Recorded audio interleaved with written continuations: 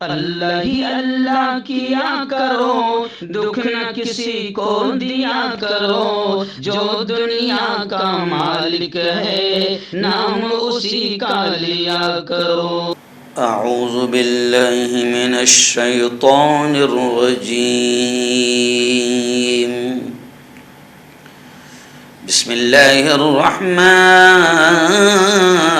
الرحیم۔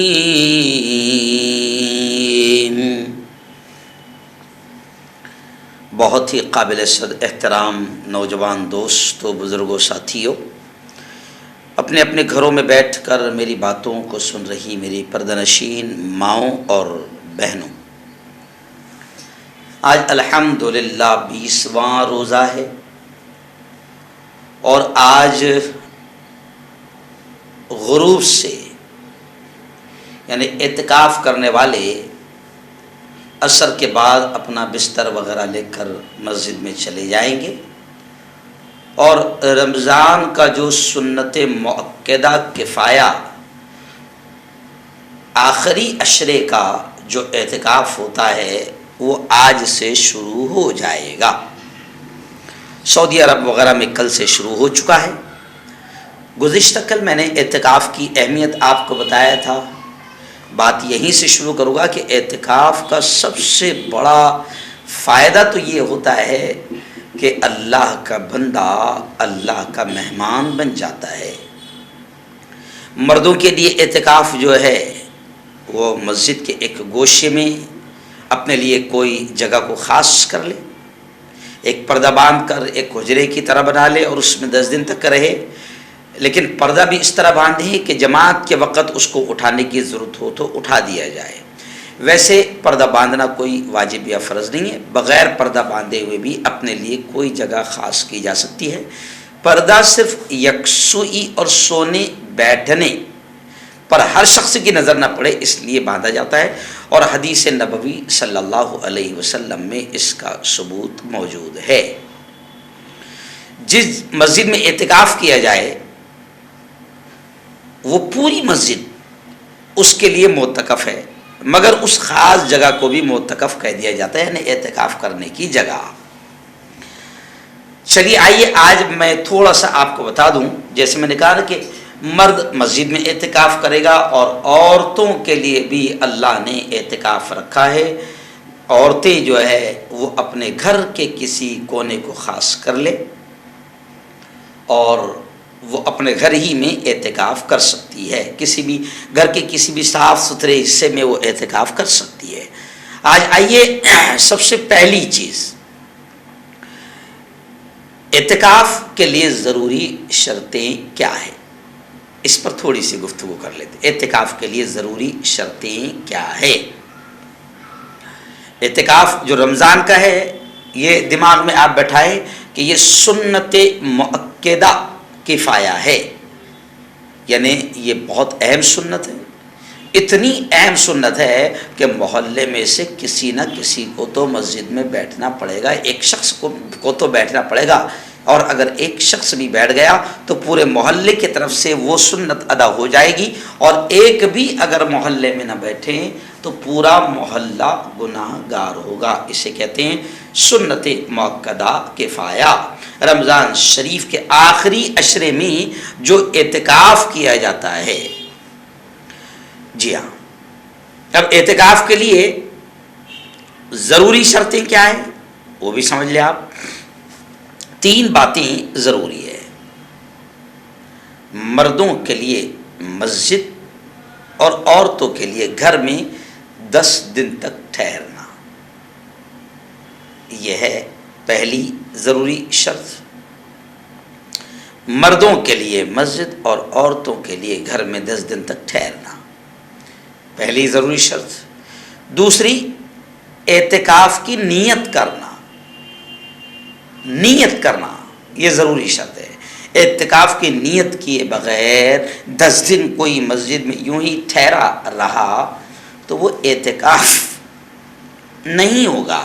امام ابو حنیفہ رحمۃ اللہ علیہ کے یہاں نیت، اعتکاف کی نیت شرط ہے، اور دوسرے اماموں کے یہاں جیسے امام شافعی ہے، امام مالک ہے، امام حنبل ہے، ان کے یہاں شرط نہیں ہے نیت، لیکن امام ابو حنیفہ ہمارے امام کے یہاں تو نیت شرط ہے، بغیر نیت کے اگر کوئی مسجد میں یوں ہی ٹھہر جائے تو اس کا وہ اعتکاف مانا نہیں جائے گا۔ تیسری شرط کیا ہے اعتکاف کے لیے؟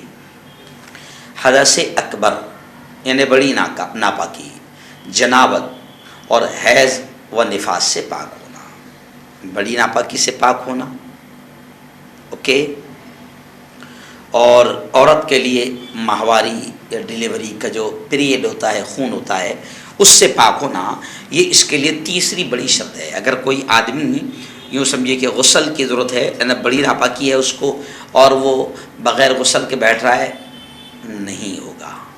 اعتکاف کے لیے بڑی ناپاکی سے پاک ہونا شرط ہے۔ ایسے ہی عورت کے لیے حیض و نفاس یعنی ماہواری وغیرہ سے پاک ہونا شرط ہے۔